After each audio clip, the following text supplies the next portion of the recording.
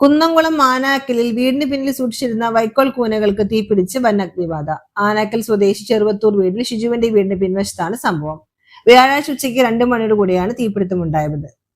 സമീപത്തെ പറമ്പ് വൃത്തിയാക്കുന്നതിനായി ചവറുകൾ തീയിട്ടപ്പോൾ ഈ തീ പടർന്ന് ഷിജുവിന്റെ വീടിന് പിന്നിൽ കെട്ടുകളായി സൂക്ഷിച്ചിരുന്ന വൈക്കോൽ കൂനിലേക്ക് പടരുകയായിരുന്നു.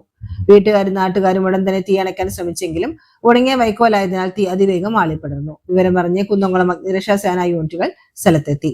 എന്നാൽ കാറ്റും വൈക്കോലിന്റെ അളവും കാരണം തീ നിയന്ത്രണ വിധേയമാക്കാൻ പ്രയാസമായി. തുടർന്ന് ഗുരുവായൂരിൽ നിന്ന് 1 യൂണിറ്റ് കൂടി സ്ഥലത്തെത്തിയാണ് തീ പൂർണ്ണമായും അണയ്ക്കാനുള്ള ശ്രമം തുടരുന്നത്.